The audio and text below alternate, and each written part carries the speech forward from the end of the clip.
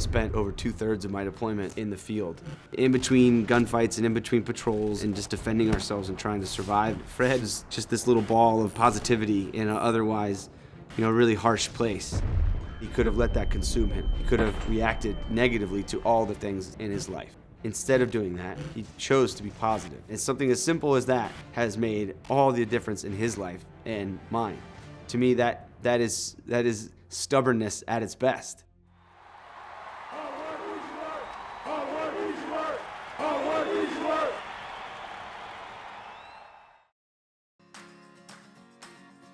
I'm Craig Robert Grossi, and this is Fred. Fred's purpose in life is, I think, a lot like mine. He's never seen a squirrel he didn't chase, and that's Fred's mission in life, is to get as much out of every day as possible, and that's what I want too. And it's something that I think I had before, but I think it's been kind of a rediscovering that myself after Afghanistan and after the military. I've needed some help, and Fred has done that for me for sure. I was always just really active, so I did any sport that came my way, and hockey really came into my life in 2nd grade when I went over to my best friend's house and his dad was screaming at the TV, and I was like, "What's your dad watching? What's going on?" And he was like, "Oh, it's hockey. He's watching a Capitals game." We picked up some street hockey sticks and we played until the sun went down that day, and I've been playing ever since. Craig had a paper route, and he used his rollerblades to deliver the newspapers. People actually literally came out to watch him because he was that fast. He always had that spirit about him. He wasn't letting any grass grow under his feet, and he was always doing something. Ice hockey was the main event, no question about it. I've had a Caps jersey since '93. It was the first thing I bought with my paper route money. That's been my prized possession for a long time, and I brought it with me to Afghanistan.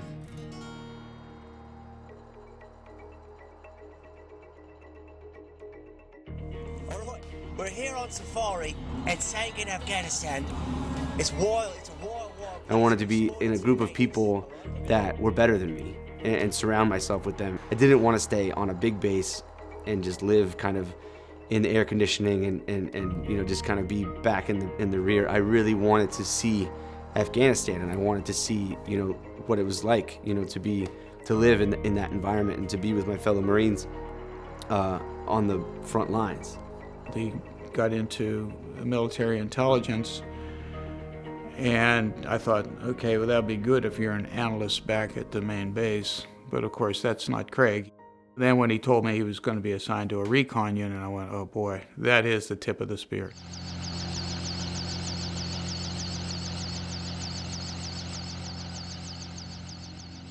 I got what I asked for. I spent over 2/3 of my deployment in the field, living in the dirt with recon Marines and with Afghanis. Within 2 weeks, I was on the back of a helicopter surrounded by recon Marines who had been in country for 5 months already. We were getting inserted by helicopter where there were no bases. So we had to make our own base overnight. We would take over kind of a mud-walled compound and just fill empty sandbags with sand and mud all night to kind of help fortify some of the positions of the base.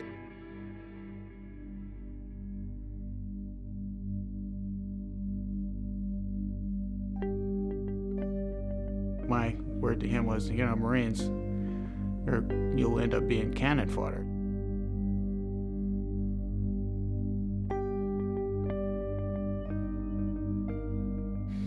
And, they're the guys that take the brunt of the battle. And so that did concern me, And then once I learned more about the nature of his mission and where he was at, it even concerned me more. Well, one of the things he was very casual about it, and I thought to myself, that was scary. When he said he noticed that the dirt was jumping up around him, and he realized that somebody was shooting at him. And he ran in and got his sniper, and Craig's sniper apparently was a better shot.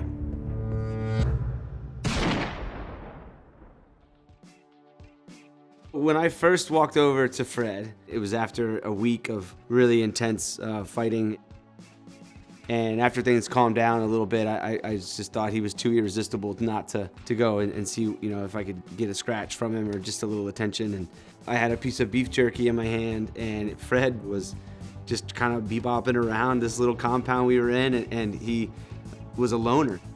You good boy? Huh? Yeah. Yeah, good boy. I was like, you know, kind of expecting the worst. I was expecting him to growl at me or snap at me, and he could have just reacted negatively to all the negative things in his life. Oh, buddy. But chose the opposite, and he chose to be positive, and he wagged his tail. And that just stopped me right in my tracks, because it was the last thing I was expecting this dog to do, who had clearly never known what it was to be loved or known a kind hand from a person. I spent a couple of minutes with him just hanging out. I started walking back to where my stuff was, and he started to follow me. And one of my friends said, "Hey, looks like you made a friend." But what I heard was, "Hey, looks like a Fred." Okay, yeah, Fred, that's good. We'll call you Fred for now. For me and for the rest of the Marines that I was with, if you had a couple of minutes, you'd spend a couple of minutes with Fred. But it didn't matter how long, because all of a sudden you weren't in Afghanistan. You were hanging out with a dog. And your blood pressure lowered, and you just got more relaxed. And if it was just a couple seconds or a couple minutes, it didn't matter. It was important.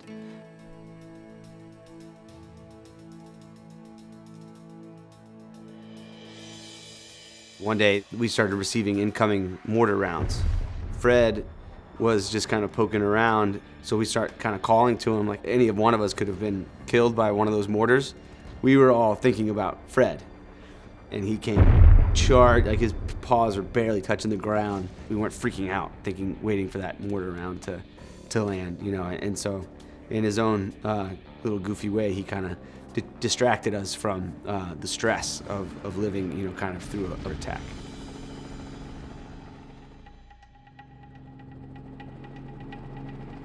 I looked at him and I was like, "All right, man, like if you want this, if you want to give it a shot, the odds are against us, but if you're not scared off by the helicopter when it comes to pick us up, we'll stuff you in it and we'll see what we can do." It was this very stressful moment.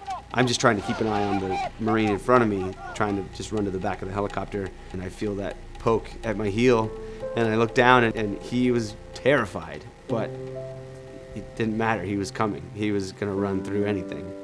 And it's something as simple as that has made all the difference in his life and mine, because to me that is stubbornness at its best.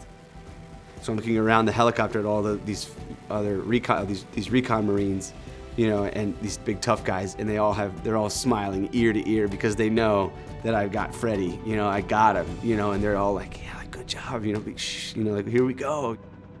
I'm like, "Yeah, this is great, but like, what do I do now?" You know?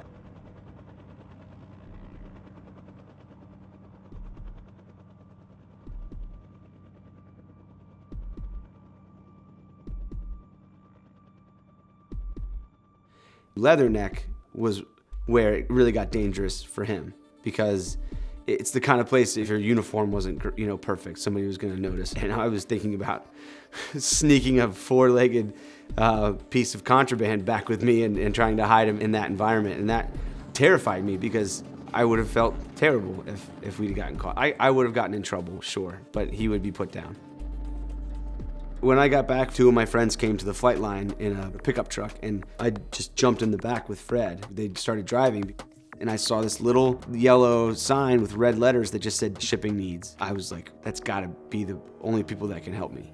You know, it's tough sometimes when you want to assume things about people, you know, and almost kind of excuse yourself from what you might be able to accomplish. But if you give people a chance, more often than not, they're gonna come through, and it doesn't matter if you know them or not. And so that's exactly what happened. They actually kept Fred safe while I went back out into the field. They watched Fred for me, and they took care of him.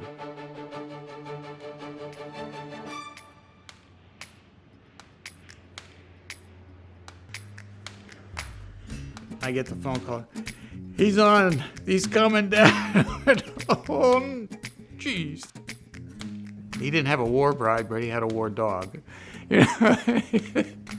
And the dog preceded him also, and by 4 months.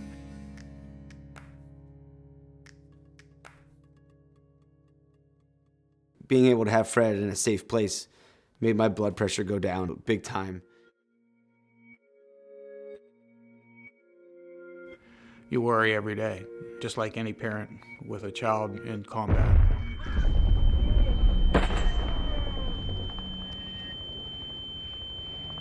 It was Craig. He called me.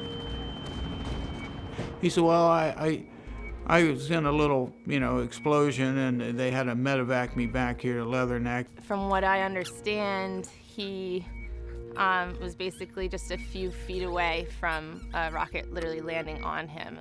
It was a recoilless rifle round that they improvised, and they used that to fire the round into the compound where they were. He was medevaced out to Camp Leatherneck, where he had to go through emergency medical situation. That makes me sick thinking about it. So it was that close, Well, I said, well, that explains that phone call. Your brains were scrambled. That's why you weren't making any sense,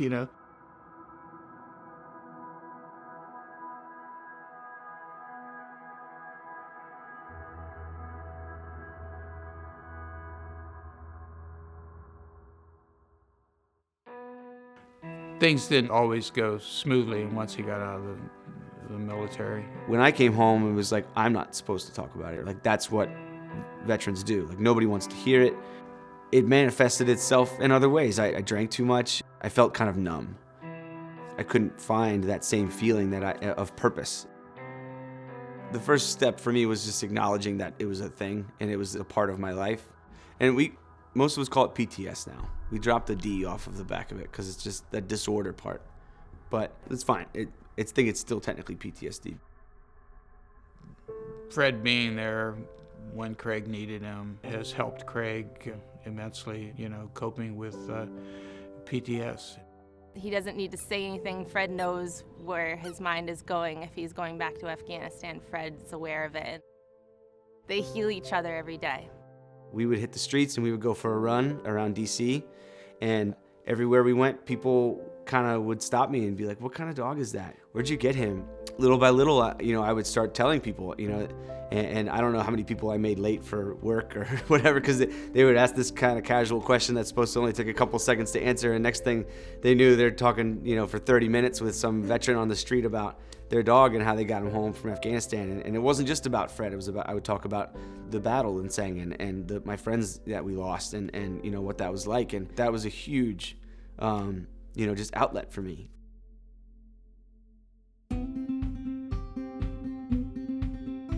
I got into Georgetown and I started taking classes, and the professor was incredible, and it was a writing class. And we wrote a paper every week, and it was challenging. I had kind of been toying around for a while with the idea of writing a book. I had this great story, and I wanted to see how people responded to it. He was already on that next journey through Georgetown and rediscovering his love for writing. When I finished the book, I had it all ready to go. Before I could submit it to be printed, I had to give it to the Pentagon. And so they read the whole book and they stamped it, so they gave it their blessing. The book has been out just for a couple of months, and it's getting bigger and bigger. The more people read it, the more amazing ways that they're finding hope within our story. And it's just been, an incredible ride that I feel like is just starting. And sharing our story, was like a little release valve of pressure. And that was a big part of what kind of kept me going. Another big part of that was hockey. Being in the Marine Corps did a lot for me in terms of we're our biggest competitors, ourselves. And if we let go of all the no's and you can't in your own head, then there's a world of possibilities out there. The USA Warriors, which is about getting combat wounded and service disabled veterans out on the ice, regardless of your background with hockey. I don't know if this sounds boasting, but he can usually score when he wants to. But his goal was to put the puck on the other guy's stick so they can score. So that's his Warriors experience. It's been great for him. We see the impact, a sport like hockey has had on our lives when we talk about it. The more commonalities that we discover within ourselves, the closer we come as people. And Fred has led me to this. That's what I'm really excited to do with Fred and with the USA Warriors, and just to show people, how important it is to share and just to tell your stories.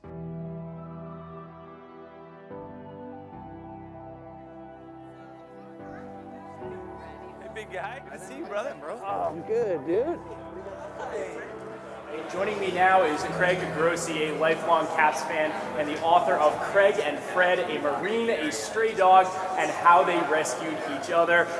Caps fans definitely know what it's like to be stubbornly positive, because I think we all swear every year. You have to acknowledge that it's going to be an uphill battle for us when it comes to playing the floppy birds from the next couple states up. All it takes is to be stubborn and to every year believe that it's going to be our year. And when it comes, it's going to be unreal. When I look back on my life, I want to say I was a Marine for a little while, I was a student, I was a writer, and who knows what's next. You want to kiss me, buddy? Give me that stinky gnat breath. Oh, can I have a smooch? Oh, that's nice. Wow.